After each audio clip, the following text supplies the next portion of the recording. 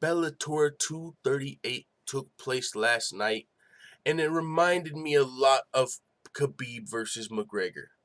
Not only from Cyborg's sheer dominance, but also the fact that she finished Julia Budd in the 4th round on the proper 12 logo.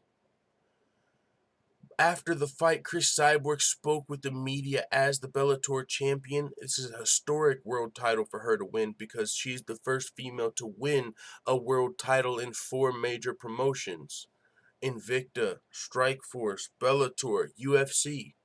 Hell, Demetrius Johnson and Gabby Garcia better watch out because Cyborg might be coming for their belts. No, but she said in the media that she felt like a slave in the UFC. You gotta be careful using words like that, by the way.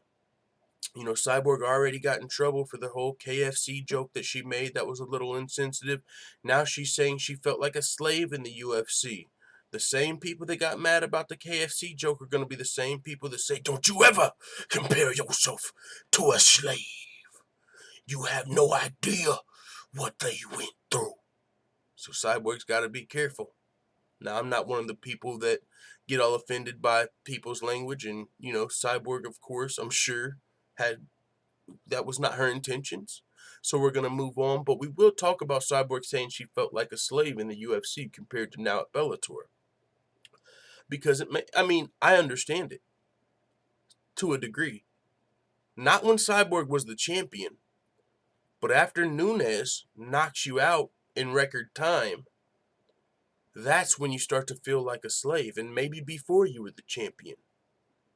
But honestly, when Cyborg was on her reign as the UFC's female featherweight champion, and she was calling out Amanda Nunes, "Hey, come fight me," and, you know, before Amanda Nunes actually took the fight, when Cyborg thought Amanda Nunes was scared of her, whenever Cyborg was fighting all of these other girls, even some of them who, you know, like Yana Kunitskaya, like she fought some girls on short notice that probably shouldn't have been in the octagon with her. I just don't think Cyborg felt like a slave then. Slaves don't call people out. But now on the flip side, if you're not a champion in the UFC, I definitely can see the comparisons because you don't have much power. You don't have much of a say-so in what happens with your career in the UFC if you're not very marketable or if you're not the champion. You can't make those calls. And so, yes, after Cyborg lost her belt, she probably felt like a slave for a short period of time in the UFC. But now with Bellator, she don't have to worry about that. Because not only has she already dispatched of Julia Budd, but there's really nobody that can take that belt up off of Cyborg. And so she don't have to worry about feeling like a slave in Bellator, because honestly, with any of these fight promotions, what are you supposed to feel like when you're just a fucking contender that's trying to become the best in the world? Are they supposed to make you feel like a king or a queen? You're climbing the ladder.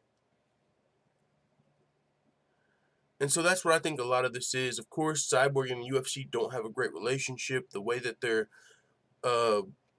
they parted ways, it was not very professional. And so I can only imagine she's going to come out, take a couple shots at the UFC.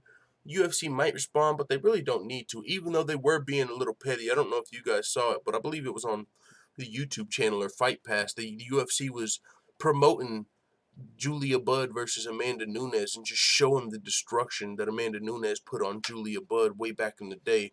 So with that being said, this is a little petty game that might be being played between the two parties, Cyborg and the UFC. Who knows, man? With that being said, I did want to comment on that real fast. And one last thing to get out of here is completely unrelated. It just happened, and it probably blew my mind like a lot of yours. Kobe Bryant just passed away. What? Rest in peace. That was shocking. Everybody knows Kobe Bryant from the Los Angeles Lakers, dropping 81 points, winning 6 championships. This man was a legend. Passed away, unfortunately, in a helicopter accident with 4 others. And yeah, man, so in this video with a little moment of silence for Kobe Bryant, I know it's unrelated, but I'm sure we all are somewhat affected if you've at least watched the NBA or just professional sports even. He was not only somebody that was basketball only. Kobe Bryant did a lot of charitable things off the court. He was really instrumental in helping a lot of people. So with that being said, man, we're going to end this with a moment of silence for Kobe Bryant, man. Let the full-time family know what you think in the comments. I'm out.